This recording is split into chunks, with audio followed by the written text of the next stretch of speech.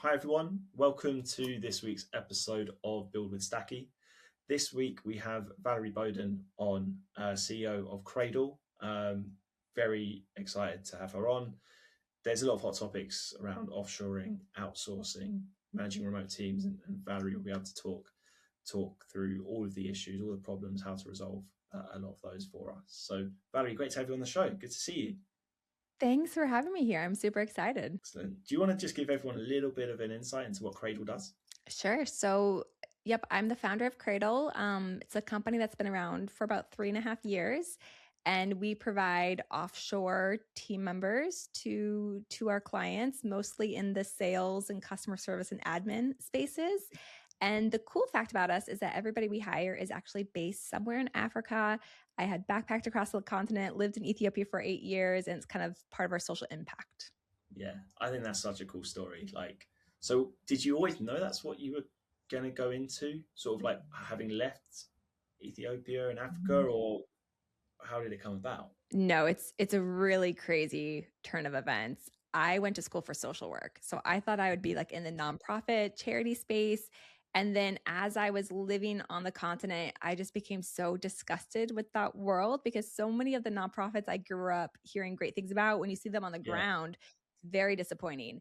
But Mm, out of that, I realized people just need jobs. And if you have jobs, you don't really need those like donated clothes or like those boxes at Christmas. And so I became obsessed with job creation. And that's when I got hired at an outsourcing company in Ethiopia that was working with American clients. And I was hired as an SDR manager. And so that was my world, like my way into like the business world, sales world, SDR yeah. world.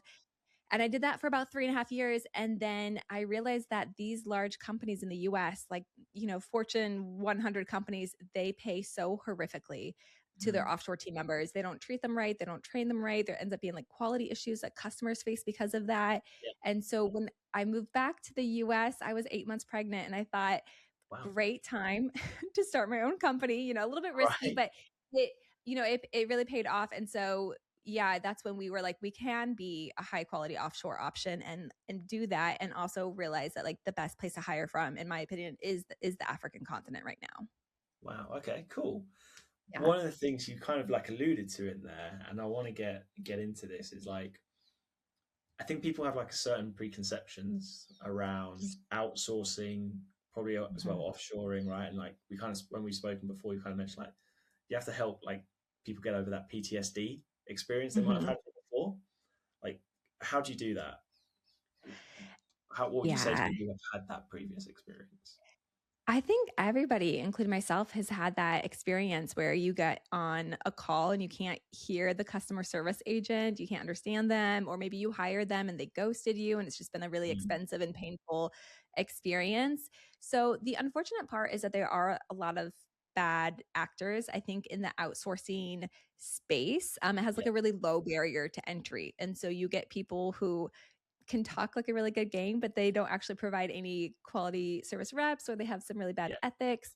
And so I just think like you probably had a bad experience hiring locally as well, but you're not like, well, I'm never going to hire from America again. You realize that was like a bad apple, right? And so you kind of have to have like the same logic when it comes to offshore. Like you might have had a bad mhm, experience, but there are so many companies who are having positive experiences, and the yeah, benefits of figuring it out are so worth it. So you yeah, just have to be a little bit, you have to set it up differently and work with a different model, different company, different people. And once you get in the groove, then it's such a win win. yeah, absolutely. And so one of the things that I always like to offer to people because from being from the outsource SDR agency world, Hmm. the same thing happens there, right? People have bad experiences. They've worked with SDR agencies who maybe sold the dream, then under delivered, and they basically sold the dream to win a contract, and then they didn't know how to really deliver it, and all these types of things come together, right? There are certain questions that I'd recommend people ask to any SDR agency. What should people, if they're trying to think about offshoring or maybe outsourcing, what type of Hmm. questions would you suggest they ask and look into? That's great. I would first ask, like, do you get to choose your own people? Because you don't want to just be given reps and then you're unhappy with them. So I think the Yeah. ability to choose your reps is great. Um, I think the second question is just about like how much they're getting paid. they might not tell you the exact amount because they're probably taking some kind of cut, but you want to know, like, is this person like tripling or quadrupling their salary when they come to you? Because that's another benefit of these offshore teams is that they should be making Yeah. really great money. So you want to know that. Yeah. I think knowing how many other team members they have, like if they have 200 other people on in their company, like they're probably a good agency because so many Yeah. clients are happy with them. Um, and I think also, like, if something goes wrong, like, who do we get a hold of? Like, are you just gonna get dumped with people and then you have no idea what to do if they don't show up or if there's like an internet issue? Or do you Yeah. have like a dedicated person that can really support you? So I think those are like 4 questions to start off with. Yeah. Really good points. Like that's all really important. And it's amazing how many of those questions also should just apply to people who have their own remote teams, Mhm. giving the right support and all that type of stuff, right? Like, obviously, you being in America, 200 team members, and you've Mhm. mentioned you're onboarding a lot this week as well, so it's probably just gone above Right. that as well. What should people like, particularly sales leaders and people with SDR teams? What goes into like good remote management and I guess onboarding? How do you manage that in today's world when maybe there's more distractions, people are on their Mhm. phones more, like all of these things are at play for everyone's attention. So how do you manage that? That's such a great point. If you already have remote teams, when you hire offshore, it should be the same, right? So if you just apply the same principles, it's going to work. I always say, like, you should start with 1 to 2 weeks of training mandatory. I Hmm. say 1 week because that's what our best clients do, but I think industry experts are saying like 2 weeks of content, is actually preferred, but I've never actually seen someone do that. But the Yeah. clients who come to me and they're like, I'm going to give them 1 hour training and then they're going to start dialing, that same day. That's always like a red flag to me. Okay. So definitely like a couple weeks of training, a slower ramp period, lots of coaching, especially in the beginning. Yeah. Like the more I always say, like you want to set up a very structured environment, especially in the beginning. So I would do like a morning huddle and a midday huddle, Yeah. having like real, like, idea of what the KPIs are. So if somebody doesn't hit it, like right away, you're stepping in and kind of, working on what's, maybe not happening right for them. Hmm. But yeah, you want lots of coaching, lots of training, and just realize it is a couple months before somebody gets ramped up. That's just like Yeah. an industry statistic. 100%. Like, I want to dive into that a little bit more. When you say lots of coaching, lots of training, can you break that down for us? Like, what is lots? What qualifies as lots? Because I know there Mhm. are lots of people, a lot of people that we speak to who say they're doing a lot. And then when you look under the hood, what their idea of a lot of coaching or a lot of training is actually still Mhm. so far beyond what like my experience of managing SDRs and building SDR teams is. That's a great question. Well, as an example, we had a client named Josh, and he trained his 3 SDRs 1 hour every single day, which was like a lot for a founder. Hmm. After 6 weeks, they had closed 100,000 in revenue, but it was an hour a day of a founder's Yeah. time, which is a huge investment, right? Yeah. If you have an SDR manager, then again, I would do like that 15-minute huddle in the morning, 15 minutes midday, and then maybe like a one-on-one once a week. That's maybe 30 minutes where you are like reviewing their calls and giving them Mhm. specific coaching based on that. I think that should be like a minimum to start with. Yeah, exactly. Like, I agree. That's like the minimum. But then alongside Mhm. that, you're also doing your group coaching. You're doing Mhm. sort of like in the moment feedback loops whenever you can, which is one of the harder things remote. But however you can facilitate that, it's all about like speed of feedback, in the moment feedback, I think. And like however you can Mhm. facilitate that, that's the bit that people often forget. Yeah, totally agreed. Like the faster you can give that feedback, the faster they learn and don't get stuck in those bad habits. So we do have some clients when their team gets to be larger, they will pair a junior SDR with more of a senior SDR. Mhm. And that SDR might just have 4 months more experience. You know what I mean? Like maybe Yeah, they're hired in January instead, but then when you have questions throughout the day, the junior SDR is first going to that senior SDR. So it's not all on the management team. yeah, And it also gives like that other SDR some added responsibilities and which is yeah, great. Um, but yeah, alongside that, I also see a lot of companies do tons of just soft skill training. because the script you can work on, you can practice, but if you don't have those soft skills, you're not going to ever set an appointment or close a deal. So just continually investing in that once a week, twice a week, just additional Yeah, training, everything helps. that's a really good point as well. Soft skills, soft skill Mhm. training. Like, I think a lot of companies, particularly with SDR teams, obviously, probably with AEs as well, and a lot of probably, I imagine, the offshoring roles that you guys fill, they give that script, or they do a lot of that product training, and then they forget about actually, like, a lot of sales is just humans talking to humans, trying to Mhm. understand, show that you're genuinely curious, and see if you can help. And if you give someone a Exactly. script and tell them to just hammer that home, well, they always then think it's a script issue. Actually, you forgot to introduce yourself. You forgot to wait your turn to speak. You forgot to like all these little things. Like, soft skills is a great example. Um, how do you how do people coach that? Or like, how would you help people separate what the soft skills are versus the more technical product execution? Yeah, I mean, just as an example, like building rapport, I think is so important to teach. And I give this Mhm. example that recently I was at Funnel, which was like a sales event that Yeah, happened in the US, and yeah. I met two Shout out Dave different Wilkins. Yeah, shout out to them. They're amazing. And I met two different companies with power dialers and I set up meetings with them afterwards. And the first guy just like he was just such a hard seller, right? Like he had his little PowerPoint. He told me all about it. He asked me Yeah, who I was looking at, told me why he was better than the competitors. And it was almost too abrasive for me. And the second team was a woman who spent, half the time we were talking about our kids and what we thought yeah, about funnel and what it's like to be a woman in sales together. And at the end, I asked her like a few questions about the dialer just to know, the basics. And then whenever a client, wants to know what dialer I recommend, I always recommend hers, even though I probably know significantly less. She built that trust with me. And yeah. so yeah, it's like how do you teach your team members that at the end of the day it's trust. And for me, at least when my sales reps get like on a 30-minute demo call, I say like the first 7 minutes you're only building rapport, so at least 25% of that Okay, call. Yeah, I call it like the 7-minute rule. And if they ask you like a work question, you're going to say like, that's a great question, but first I want to know like how long have you been in Atlanta, or like whatever question it is, like they are still pushing that building rapport at least for like 7 minutes of the call. interesting. So 7 minutes. How long is I that? Is that like regardless of how long the call's in the diary for? so most of our calls are about 30 minutes. So I'm like seven Okay, minutes is at least 25% of the call. If it goes longer than that, I'm not mad at it. Again, like the girl from the power dollar company, it was probably like 25 minutes, like 20 to 25 minutes that we are building rapport. But at least I think the bare minimum is a solid 7 minutes. okay, interesting.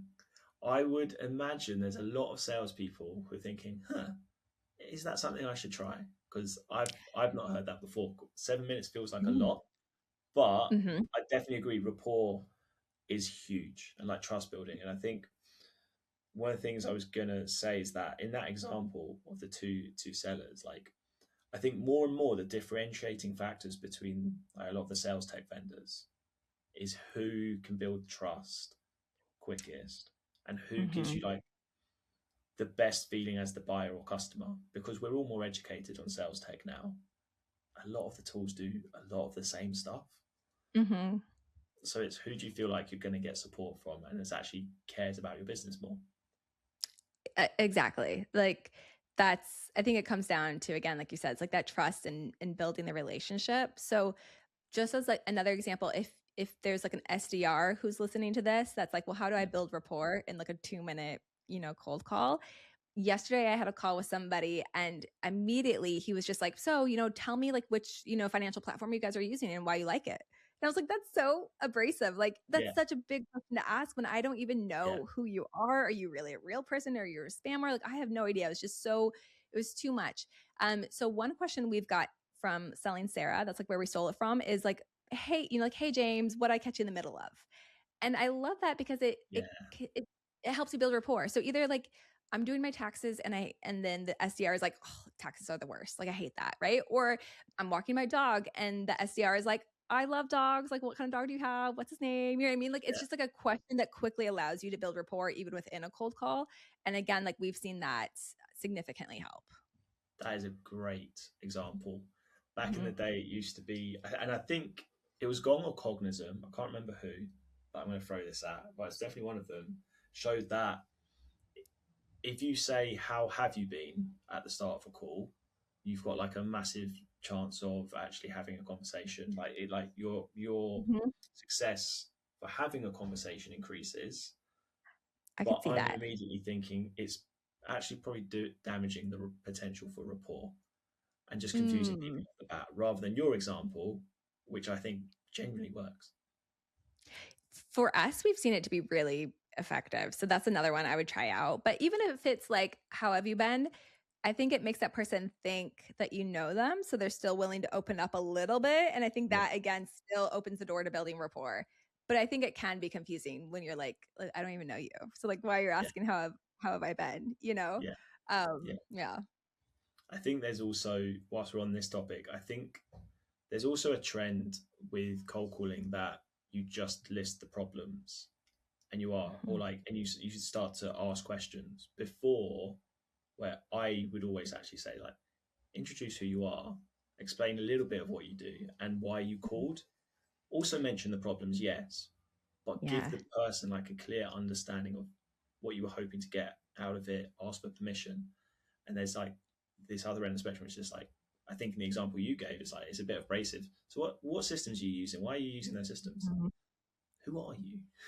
Yeah. It's just like, it's just too much. Yeah. So yeah, anything you can do just to like gently open the conversation. Another one I like, usually for like a longer call, is just like, well, like how did you get into this role, or why did you start your company, or like what's your backstory on this? Yeah, Because I know like, when people ask me, I'm like, I could talk all day long about how I backpacked across Africa and lived in Ethiopia. Like, get me started on that, and like you yeah, won me over already. But everybody has a really cool story about how they stumbled into their company, their role, what they're doing now, what they love about it. And so that's just another one that like it makes people forget that they're in a sales call and they can just open up and be a real human for a minute. yeah, absolutely. All of these are like great points, right? And you're training your team on these. And Mhm. you mentioned parallel dialers as well. Are there like specific tools or tech that you'd recommend the team sort of start to consider if they, especially if they're looking at remote, building remote SDR teams or customer facing teams? Yeah, I mean, for us, because all of our team members are remote, they do work on whatever system and tech stack our clients are using. Yeah, But you definitely want anything with more visibility, um, anything where the manager can like listen in or see the transcripts or just yeah, have more visibility. I think is really helpful for anyone, but especially when it's remote, you want that ability to really see what's happening behind the scenes. yeah. And that goes back to our previous point of like the ability to give fast feedback loops. Have Hmm. a dialer that allows you to listen in, maybe allows you to like do the whisper thing. I know some reps find it distracting, so ask your reps before you just start jumping in Sure. and giving them conversation whilst they're having a conversation. But I think a lot of teams, they'll get the dialer because they they're calling from a laptop and they're working remote, so they get that point. But I used to listen to Teams calls like every single day, and people Amazing. now do it like once a week, or like when things dip. It's like you've already hit the problem, so Hmm. why not prevent it in the first place and listen to the calls? So if you're if people like, how often do you guys or have your teams listen back to calls? I'm gonna bet it's daily. Daily. The best performing clients we have across all industries are listening daily to a couple Yeah, calls. And we have clients who even hire people from us just to help them listen into calls because they've seen how important that is. yeah, And it is like we do have clients who like once a week they will live play a couple of recordings in front of all the SDRs, right? And yeah, I think that one's kind of helpful because I can see like how do you handle an objection versus how I handle it, and I can learn a lot from like my fellow peers, and it keeps mhm. me on my toes because I don't want my worst recording to be played in front of everybody. But I think definitely daily is the most helpful. Yeah, yeah, absolutely.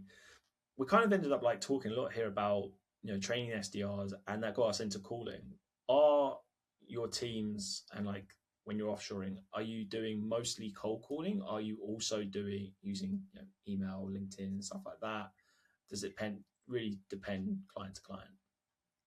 It definitely depends client by client, but I think most of our clients are using a heavy mix of everything. And so for us internally, cold calling and LinkedIn works extremely well. I Mhm. have another client and they have one of our SDRs and he is 90% cold emails. And he brought in, Okay. I think he brought in like $1 million in 1 year for them, like closing 10 deals a month at 10,000. And it's 90% cold emails. And maybe he does a follow-up cold call if they're not answering. But then Yeah. for us, we haven't cracked the code on cold emails. Like it just has not Yeah. been a good converter for us. So I do think it's important to play around and see what works for your industry, but I would always say more than one touch point makes Yeah. sense. Yeah. Yeah. Really interesting. I'd love to be able to get email to do 90% of it. That's I impressive. know. I need to figure out what he's doing differently than Yeah. what we're doing. But it's just a good example that and that's like the real estate industry, right? And I'm not in the real estate Yeah. industry, so maybe specific to them. I know I live on LinkedIn, so if you message me, I'm gonna get Yeah. it. Other Yeah. people Likewise. hate LinkedIn. They're never on it, right? So it just makes sense to like reach out in various touch points. And it really helps convert too, because one of our strategies is we'll send them like a LinkedIn message and then an SDR is like, "Hey, look, I saw that you connected to my boss Valerie on LinkedIn." Mhm. And Yeah. already it feels so much warmer because they're dropping my name and it looks like we already connected, even though it's actually still very cold on both sides. Yeah. So by using those multiple touch points, I think helps make things warmer. Yeah. Yeah. Absolutely. And I think like you see all these different names for prospecting. Obviously, it used to just be inbound, outbound. Then you have near bound, all bound, lukewarm, whatever people want to call Mhm. it. That's kind of maybe an example of what's like slightly lukewarm or warm bound might be, right? But to your point, I think that like industry specific um, channel, as it were, Mhm. like I know or I spent 8 years just prospecting IT CISOs, CIOs, and email is never going to work because they just have enough Mhm. emails. They're looking at enough different dashboards and screens and apps and whatever, Yeah. and they're not spending time on LinkedIn either. So you had to cold Mhm. call. Um, Now that I sell to salespeople, LinkedIn's quite good.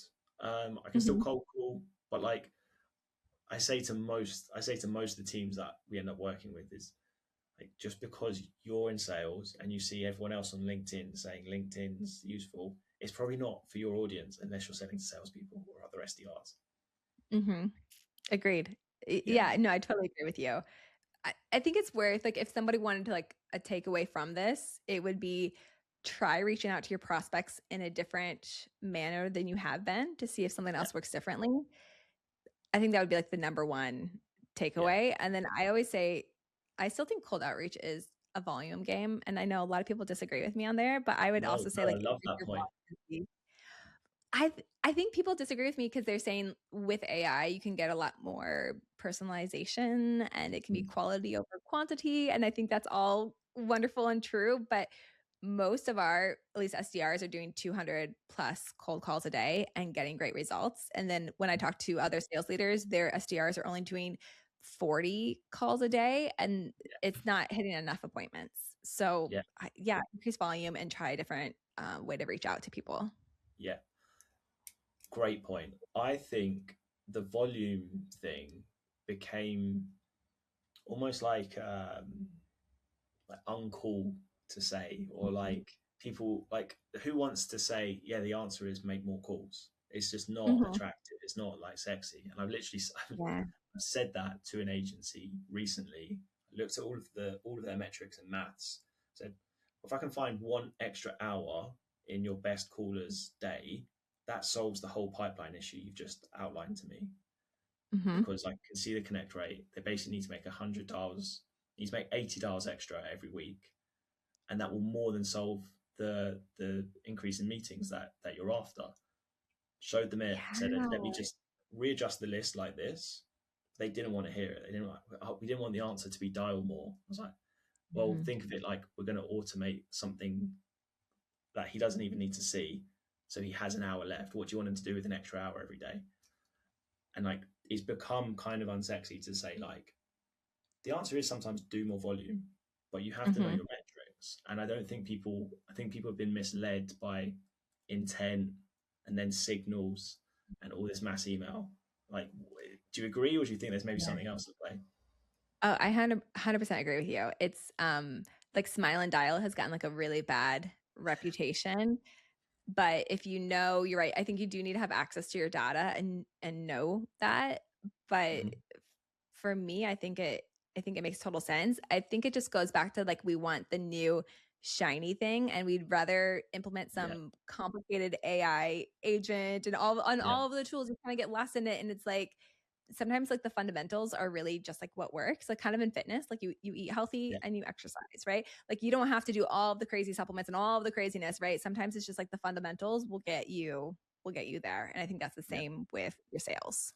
Yeah, exactly that. And like the new shiny tool syndrome, like that is why we Mhm. built Stacky. Help people just cut back the Yeah. noise, get better data, set up the system properly, and like get your teams to that point where they are like pretty much at their capacity with the system.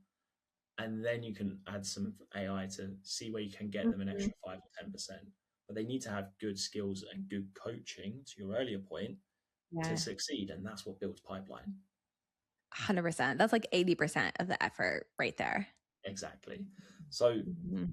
this has been really useful. Let's just dive into then like this build with Stacky piece. I want us to just like have a give our viewers like a high level understanding of perhaps the tools you or your company and your teams are using to be like so successful building remote teams.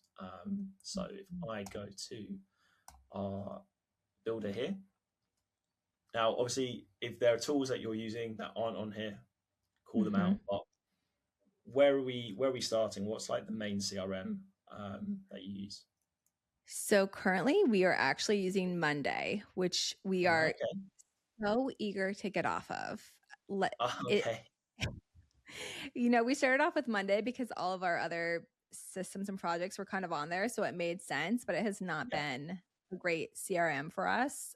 So we Okay. are building kind of our own custom CRM that Okay. works better for us. That's quite a big endeavor. Yeah. So Well, gone. yeah. I was gonna say the good thing is like I am married to a software engineer, so the ability to build for free, basically, like Yeah. unpaid hours, right, has been very very helpful for us. And I think we are a little bit in the unique situation where most of the tools aren't built for Africa, right? So Mhm. even Okay. just getting people to apply, you can't just use like a normal like ATS system because their phone numbers are different, their addresses are different. Like a lot of things weren't working for us. And so Ah, that interesting. just became like, let's just build our own because we have Yeah. the ability to, but not with everything. Like there's some things where it's just like not worth to do our own, but Yeah. for some of these that are a little bit more nuanced, it made more sense for us. Really interesting. Okay, cool. Because Mhm.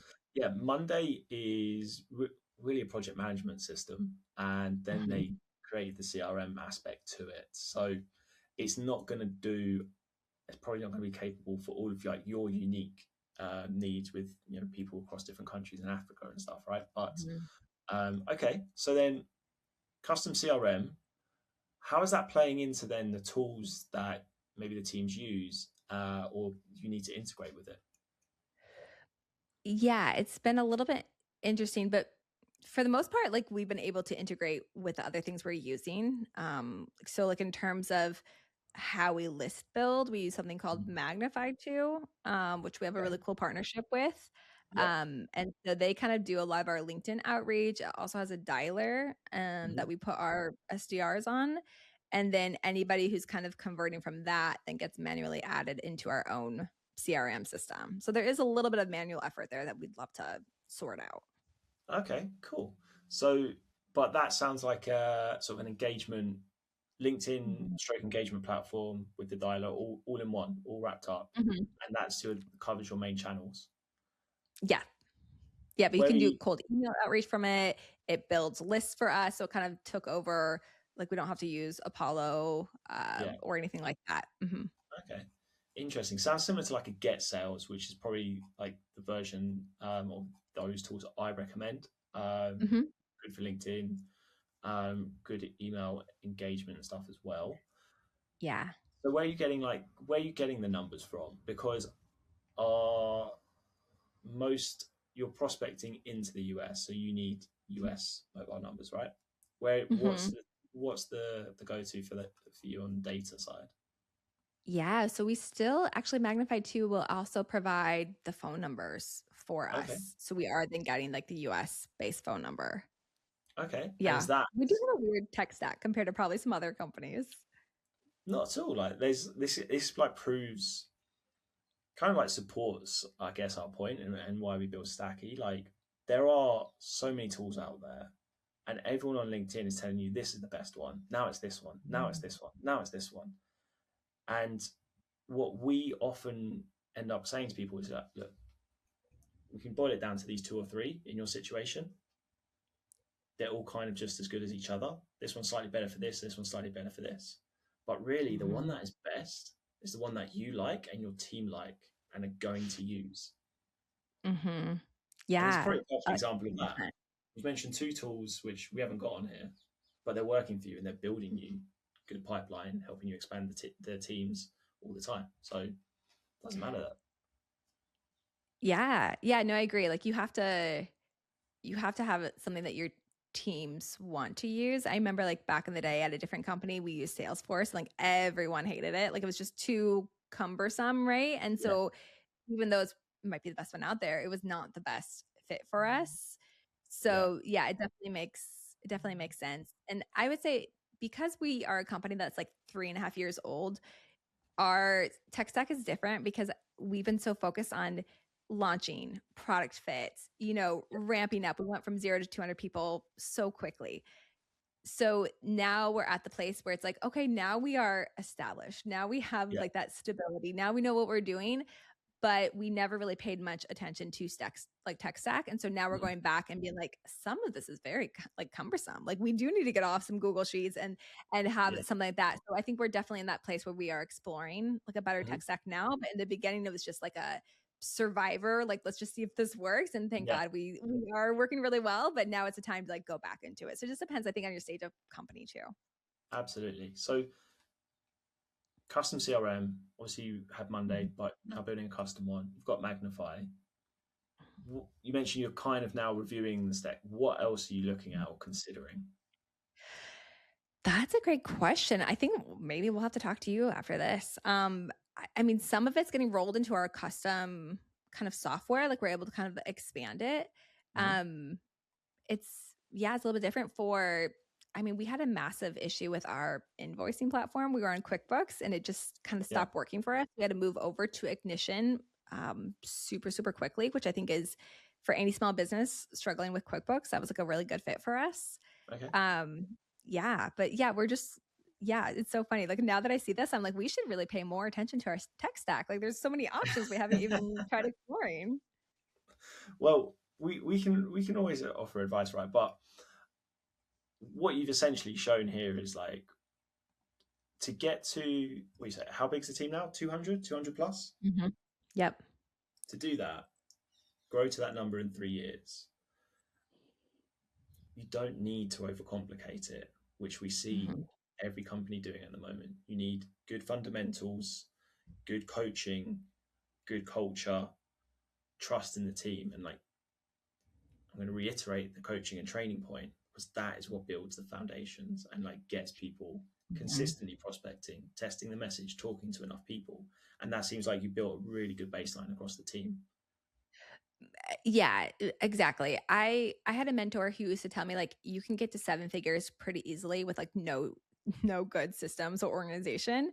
And then you hit a point where you're like, I really need to invest in a tech stack and some systems and some organization. And I think that was very true for us. But I would say the caveat was migrating was was horrible. Like it was like this horrific, like I Yeah. have PTSD because after a while all those Google Sheets were so unorganized and we did lose out on some really awesome candidates because they just got like lost in the migration and it was Mhm. like just a horrendous thing and there is some data missing because we had Google Sheets and Google Forms, and then we built our own system. So Yeah. it is like, if I could go back in hindsight, probably would have spent a little bit more time getting like a better tech stack that could have grown with us and like Mhm. helped our team better.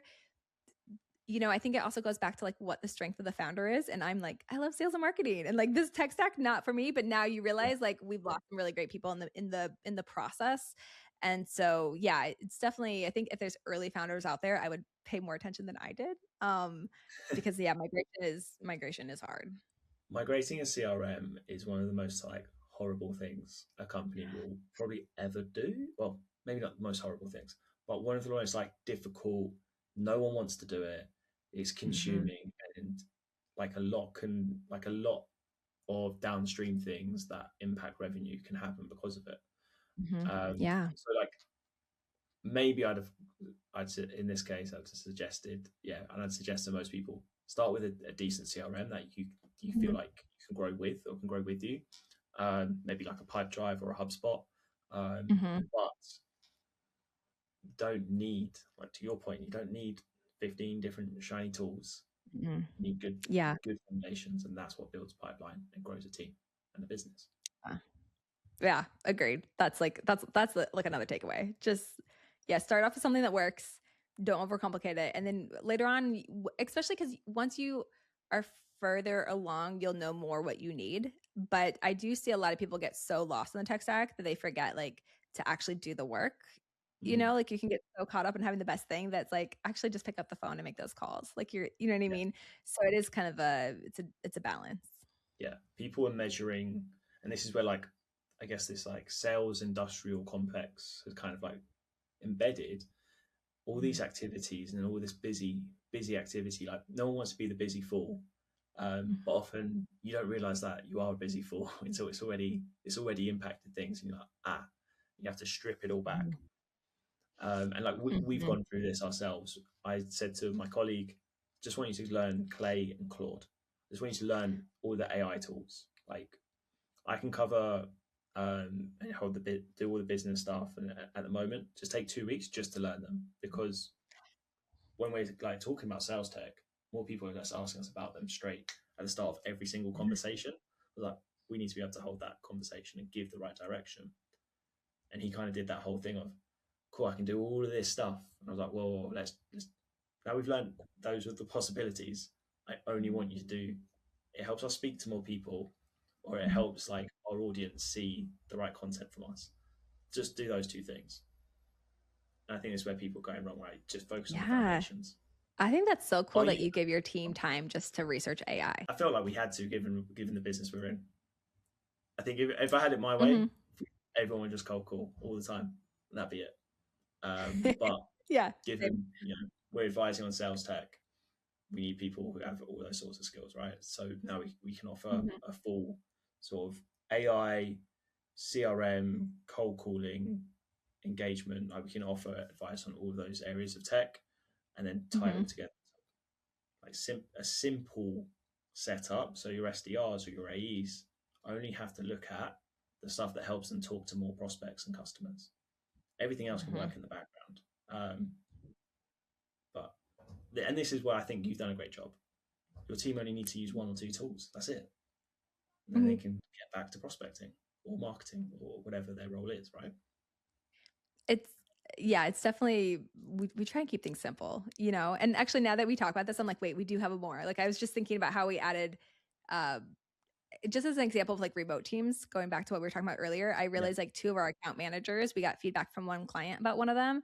And then we realized like they don't have a Read AI account, which is how I look into what my sales team is doing. And so it Okay. was like, oh, like they are remote and we do need to give them like a Read AI license so that our head of account management can listen to their calls and Mhm. coach them. So Yeah. yeah, I guess that goes back to like maybe also just remembering like when you get a tech stack, making sure you add team members to all the tech stack that they need, because these account managers have been with us for so long, and it wasn't until today when we got a comment that I was like, oh yeah, we have no visibility into what they're doing. Oh, you know. Yeah. Yeah. Absolutely. And like that is where we are seeing again, because there's so many tools in the market, Mhm. it's quite easy for a team member to go and create a license over here, start using that because it solves a problem, and then there's like someone else in the team with the same problem, so they go and create a license with something else, Mhm.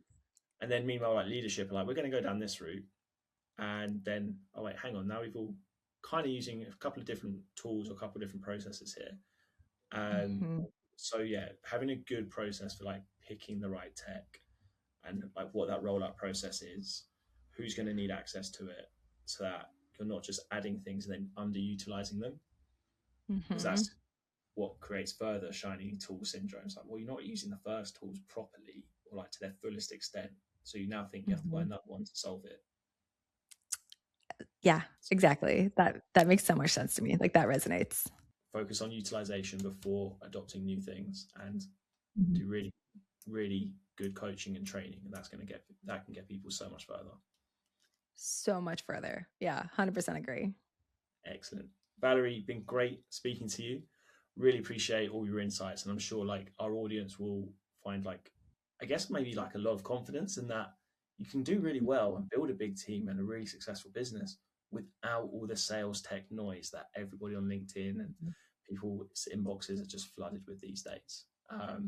So yeah, where should people go to find out more about what you're doing, keep up with, I guess, your journey and the business?